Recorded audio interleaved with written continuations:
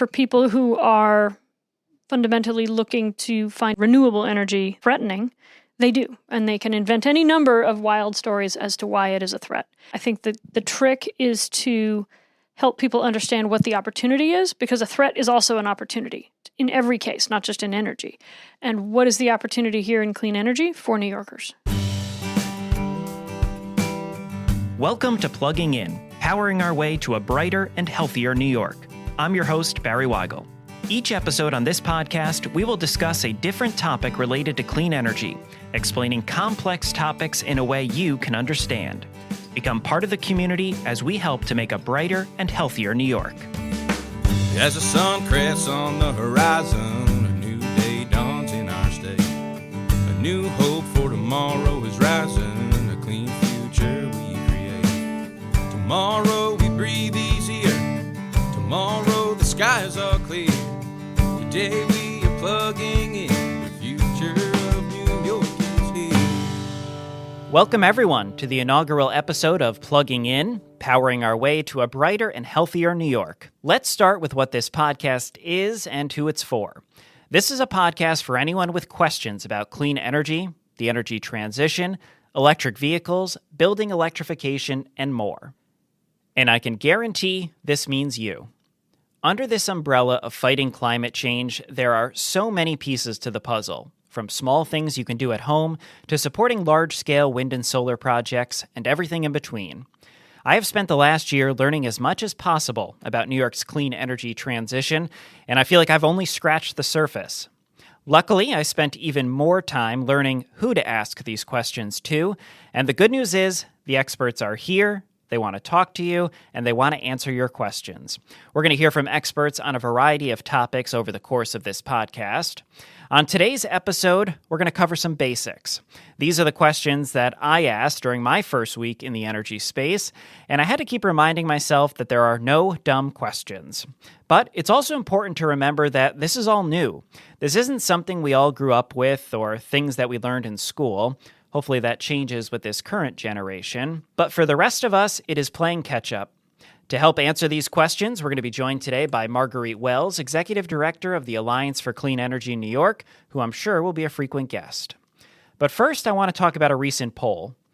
If you do a Google News search for renewable energy development or electric vehicles in New York, you'll find a rash of articles that will make you think that you, as someone concerned with climate change, would rather have a solar farm versus a housing complex next to you, are in the minority. You'd think that every bit of farmland is being seized for solar fields, and we're going to talk about that in a future episode. You'd think that taxpayers are being forced to shell out billions of dollars on electric school buses, causing schools to go bankrupt. Again, another future episode. But polls tell the truth. And there's been a large amount of polls that will show why New York is making the investment that it is. Let's start with a 2022 Cornell poll. 68% of New York residents are concerned about the impacts of climate change. 65% of New Yorkers support public investment in renewable energy projects. Whether it's polling for solar development, wind, offshore wind, or building electrification, a vast majority of New Yorkers support it. 81% of New Yorkers support solar energy development. 69% wind development, 76% support or don't have an opinion about offshore wind development. So to summarize, if you were concerned last summer when the sky turned orange and we were told not to go outside, you're not alone. If you keep thinking to yourself each spring that the winters don't seem like they used to, you're not alone. If you try to support local farms by buying local food and you see headlines of crops lost to freak storms and weird weather, you're not alone. So let's fix it. Joining us now is Marguerite Wells, Executive Director of the Alliance for Clean Energy New York, also my boss, who has been fighting this fight for quite a while now. Before joining the ACE New York team, Marguerite oversaw the development of wind and solar projects in New York. She also co-owns a solar grazing company and lives on a farm in Ithaca. Marguerite, thank you for joining us today. Thank you for having me. So we're going to start rapid fire, some definitions, kind of lay the ground for people. What is clean energy?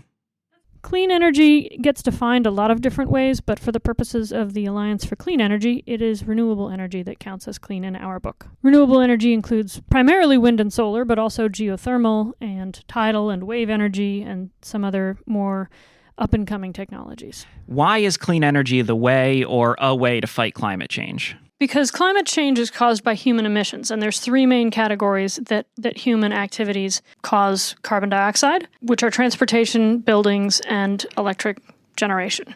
And so the emissions from electric generation is about a third of the pile there, and then we have buildings, and they can be electrified and thus put more load on the electric grid, and same with transportation. The more we electrify our transportation, the more we rely on the electric grid. So it all points back to electricity and generating it cleanly in order to drive down the carbon emissions of human activities. And one of the things that ACE New York does is, pushing for the adoption of building electrification, electric vehicles, but it's not as simple as that. Like you just said, if every New Yorker bought an electric vehicle tomorrow, that's not even a good thing because we would need to power those chargers. So it's all part of the grander puzzle. Yes, exactly right. It's a complicated set of factors to all put together. And in fact, if everyone electrified everything tomorrow, emissions would probably go up in the short term. But as the grid gets cleaner, the emissions will go down. So we went from a world where climate denial was pervasive. And now there's this new trend, climate fatalism, where a lot of young people in particular feel that it's too late to save the planet. Is that true? No, it's not true at all. There's, it's too late to save the planet from what? It could only get dirtier and more polluted. Does that mean that we should stop trying to make it better? No, we shouldn't. We have to absolutely work now, because now is the time we can actually keep it a livable planet as opposed to getting hotter and less livable. One thing I've heard you speak about when you're advocating or helping supporters advocate for projects is localizing the issue. So we're here in New York. Why does it matter what we do, one state out of 50 in a massive world? Because everywhere is local. There's no way to globally implement changes to human emissions. I mean, obviously people try. There's lots of international meetings and things, but it is incumbent on each of us to clean up our own act, to do our part, and people are doing this across the world. So we have to keep up our side of the bargain for people internationally as well. Does New York make a dent if we do what we're trying to do? New York makes a huge dent. New York is a huge economy in the worldwide list of such things. We use an enormous amount of energy, but also we're a leader within the U.S. and surprisingly a leader internationally. And what we do here does set the trend for other places, and it's incredibly impactful. Other than quit their job and come work with us in clean energy, what's the number one thing someone can do to make a difference? Make their home efficient, which is very unsexy. No one likes to talk about building efficiency and retrofits and things like that, but that is the number one way, because you spend less energy. Whether the energy is clean or the energy is less clean, the less energy you spend overall, and it'll make your house more comfortable. Interesting. Does residential solar make enough of a difference to make it worth it? Yes, it really does. 12th of March this year, 21% of the electricity in the middle of the day was being generated by behind-the-meter solar, meaning on people's rooftops, and community solar on the ground. We need to do some massive upgrades to our transmission infrastructure, new power line substations, adding battery storage, which we're going to cover in a separate episode. Every time I flip a power switch, home, office, wherever, the lights come on. So why do we need to worry about the power lines? Because as we change how we generate the electricity, we change what we need from those power lines. And one of the challenges is that the power lines we have in New York, a lot of them are really old. They were built 80 years ago when this state first electrified for the first time.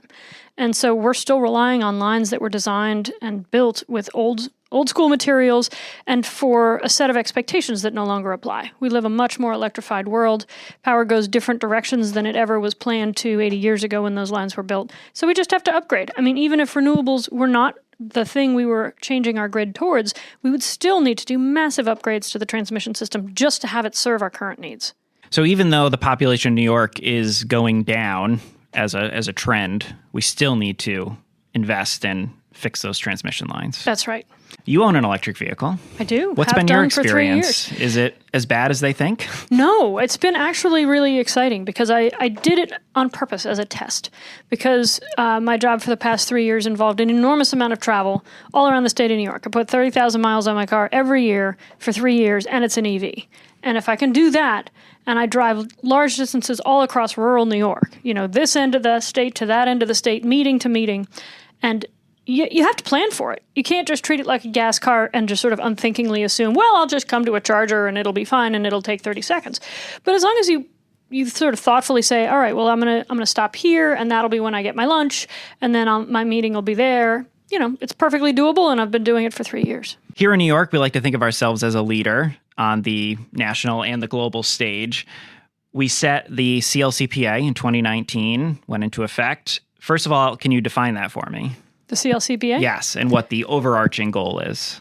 So the CLCPA is the Climate Leadership and Community Protection Act, and it codifies into law the renewable and clean energy goals for the state, which are that 70% of the electricity we consume in the state needs to be renewable by the year 2030, and then there's the 100% clean energy goal by 2040. And that's where we get back to the definition of what counts as clean energy. Under the state's definition, there are any number of technologies that might count as clean energy, including nuclear and other things that are relatively up and coming and emissions free.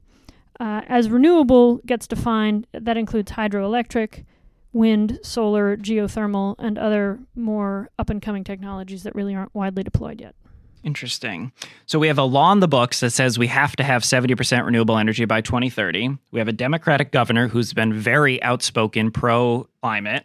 We have a Democratic control of both houses in the state legislature. Poll numbers show that 70% of New Yorkers support clean energy. So why do we even need to come to work every day? It seems like this should be easy.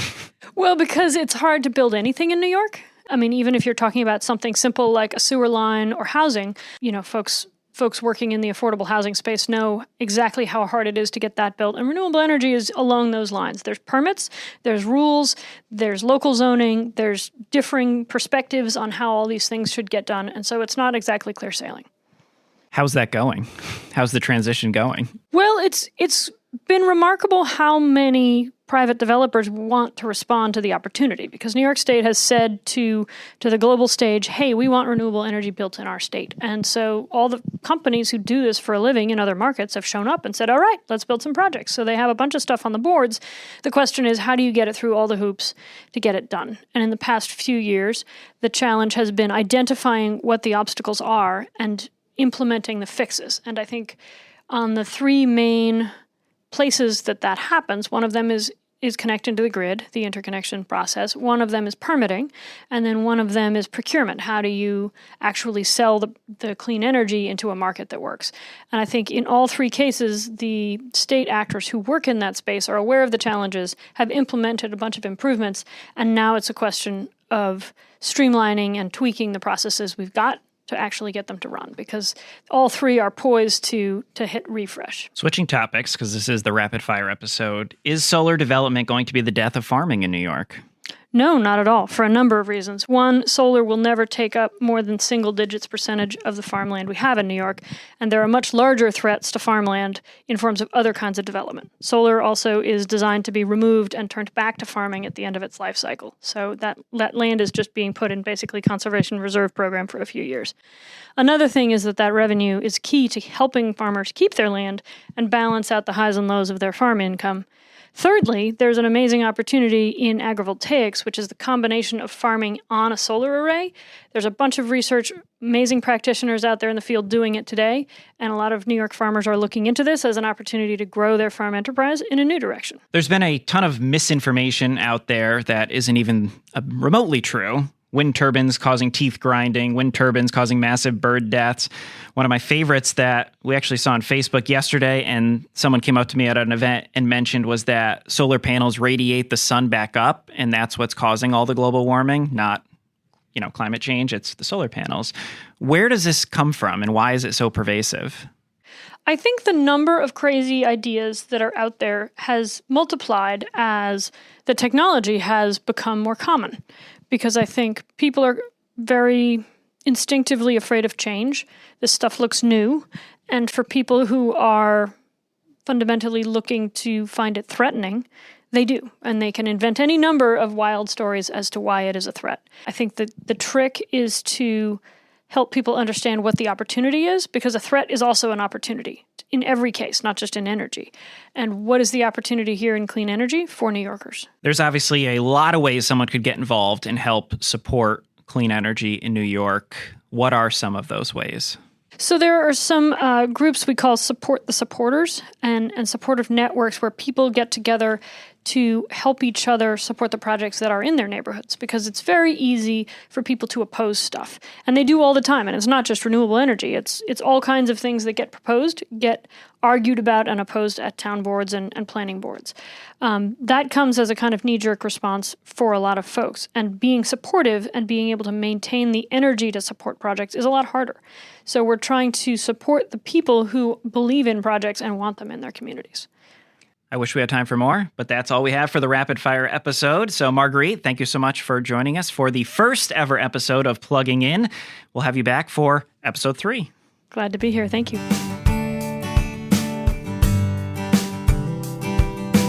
Thank you for listening to this episode of Plugging In. I hope you learned something, and I hope you share this knowledge with someone else. It would be incredibly helpful if you leave us a 5-star review wherever you found this podcast. If there's a topic you would like us to cover in the future or have a question about clean energy, send us an email at podcast@aceny.org. You can follow us on social media using the links in the show notes, or consider joining our Clean Energy Supporters mailing list at aceny.org/support. Your support is crucial to creating a brighter and healthier New York. I'll see you next time. As the sun crests on the horizon, a new day dawns in our state. A new hope for tomorrow is rising, a clean future we create. Tomorrow we breathe easier, tomorrow the skies are clear. Today we are plugging in.